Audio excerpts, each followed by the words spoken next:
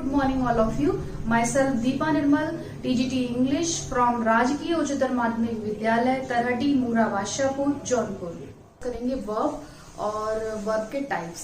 तो वर्ब की डेफिनेशन और इसके टाइप्स जानने से पहले हम इसका वर्डली मीनिंग समझ लेते हैं। जो वर्ब है वो लैटिन भाषा के वर्बम से निकला है, जिसका मतलब होता है अ वर्ड, और हिंदी में मतलब होता है एक शब्द। तो इसकी डेफिनेशन पे आने से पहले हम कुछ एग्जांपल्स देख लेते हैं ताकि डेफिनेशन हमारी क्लियर हो जाए। जैसे राधा इज डांसिंग, सेकंड है शी हैड ए कार,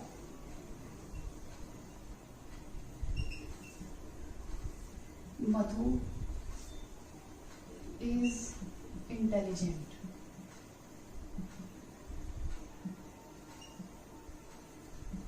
यहाँ पर 3 एग्जाम्पल्स लिखे हुए हैं। तो राधा इज डांसिंग, इसमें जो वर्ब है वो है इज डांसिंग। इसमें जो है कार्य की सूचना दी गई है, तो ये डिनोट कर रहा है एक्शन को। दूसरा है शी हैड ए कार, इसमें जो वर्ब है वो हैड है, इसमें बताया गया है पोजेशन को, स्वामित्व को, कि उसके पास एक कार थी। सेकंड है मधु इज इंटेलिजेंट, इसमें बताया गया कि मधु इंटेलिजेंट है। इसका मतलब यह है कि इसमें बताया गया है कंडीशन को, दशा को बताया गया है, मधु की क्या दशा है।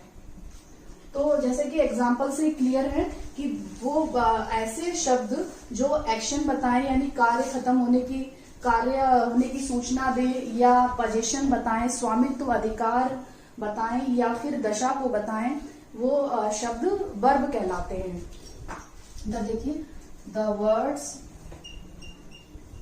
विच denotes an action, possession,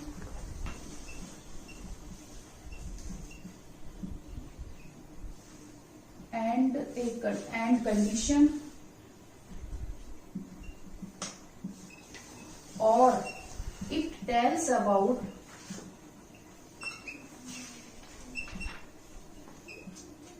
the subject।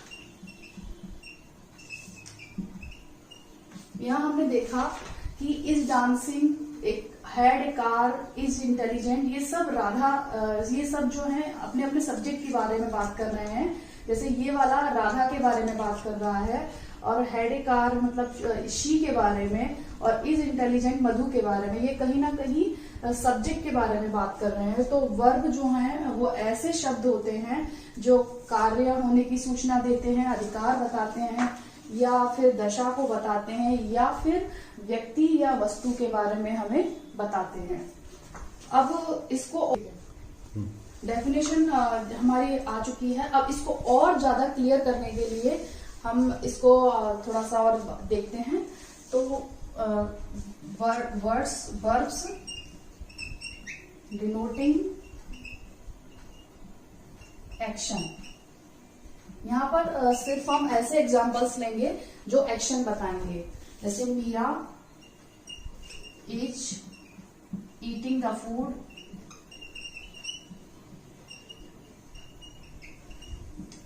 Ram is killing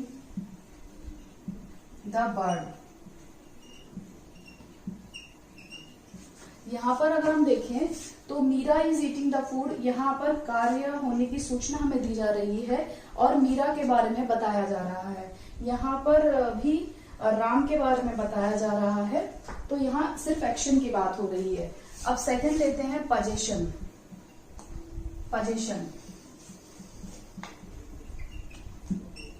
possession का मीनिंग है स्वामित्व से या अधिकार से। जैसे कि एग्जाम्पल देखें, Meera had a pen, she has a new car। यहाँ मीरा के बारे में बात हो रही है और मीरा के पास एक पेन था, तो यहाँ पोजेशन का मीनिंग आ रहा है। और she has a new car, यहाँ बात हो रही है शी के बारे में, उसके बारे में कि उसके पास एक न्यू कार है। अब थर्ड आता है कंडीशन। कंडीशन की बात करते हैं।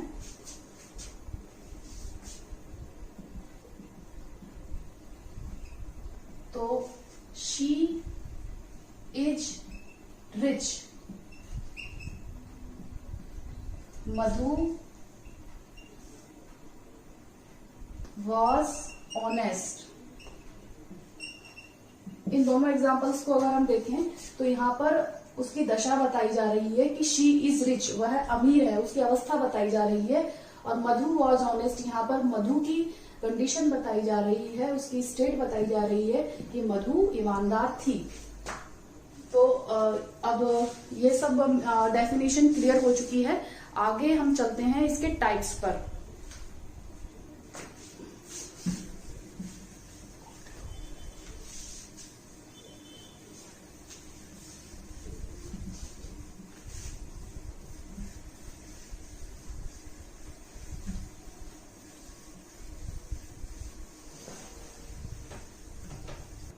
तो जो दो वर्ब है उसके टाइप्स हम देखें। वर्ब को मेनली दो टाइप्स में डिवाइड किया गया है।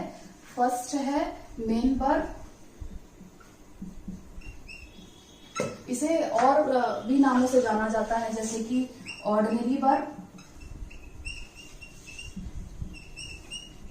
फुल वर्ब और प्रिंसिपल वर्ब।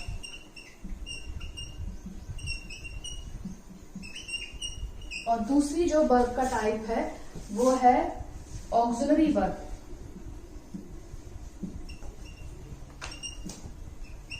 इसे भी हम हेल्पिंग वर्ब के नाम से जानते हैं।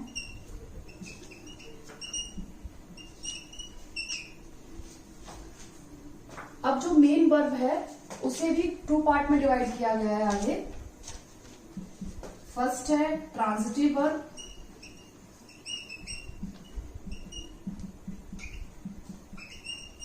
और सेकंड है इंट्रांजिटिव वर्ब।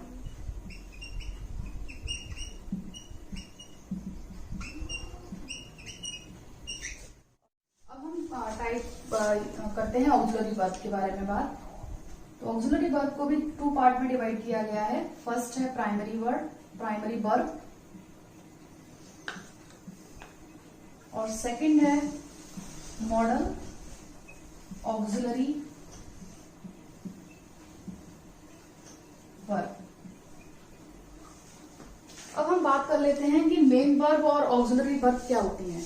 जो मेन वर्ब होती है वो सेंटेंस में एक होती है और अपने आप में कंप्लीट होती है, और जबकि जो ऑक्सिलरी वर्ब होती है वो हमेशा मेन वर्ब के साथ आती है और मेन वर्ब को हेल्प करती है टेंस, वॉइस या मूड बनाने में।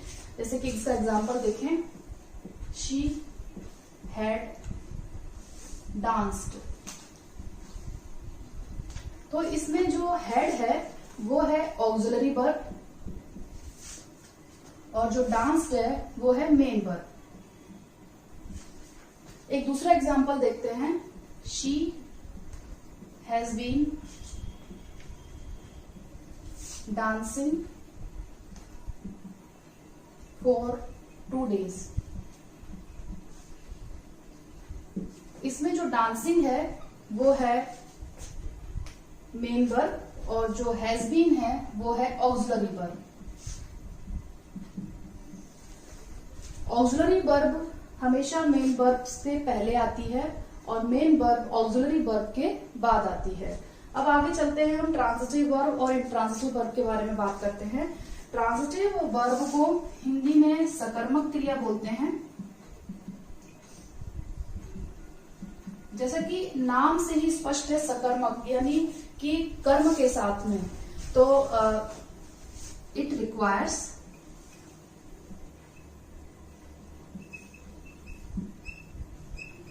An object. ऑब्जेक्ट मीन्स कर्म, इसको कर्म की आवश्यकता होती है। और इंट्रांजिटिव वर्ब को हिंदी में कहते हैं अकर्मक क्रिया। जैसे कि इसके भी नाम से स्पष्ट है कि इसमें कर्म की आवश्यकता नहीं होती है। Do not require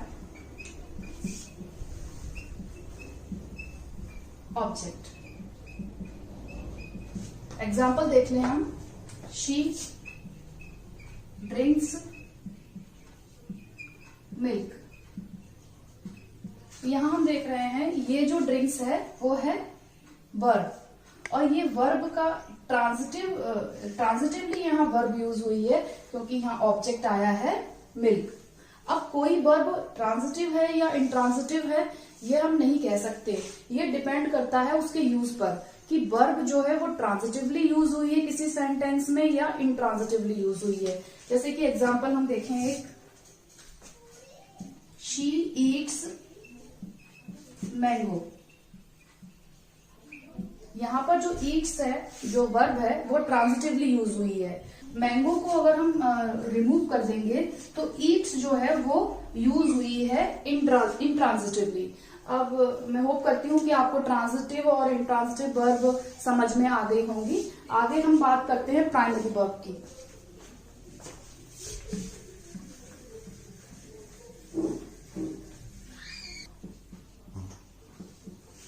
primary verb. Primary verb भी 3 टाइप्स में डिवाइड है। एक है टू बी वाली, एक है टू हैव वाली, एक है टू डू वाली। तो टू बी वाली में इज, आर, एम, वाज, वर आते हैं।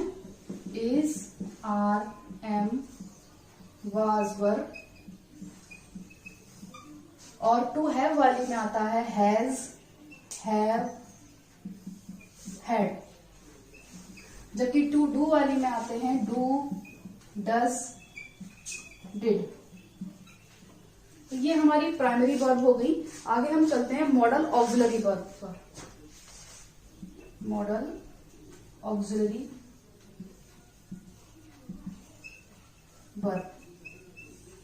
मॉडल ऑक्सिलरी वर्ब में आते हैं can, could, will, would, shall, should, may, might, must, need, dare, ought to, et cetera. तो फ्रेंड्स, प्राइमरी वर्ब और मॉडल ऑक्सिलरी वर्ब की यूज को हम अगले वीडियो में डिस्कस शेयर करिए। वर्ब्स, मैं ऐसी आशा करती हूँ कि आपको ये समझ में जरूर आए होंगे। अगर आपकी कोई क्वेरीज हो या कोई डाउट्स हो तो आप मुझे कमेंट बॉक्स में जरूर लिखें और मैं अपनी पूरी कोशिश करूंगी कि मैं आपके डाउट्स को क्लियर कर सकूं। Thank you.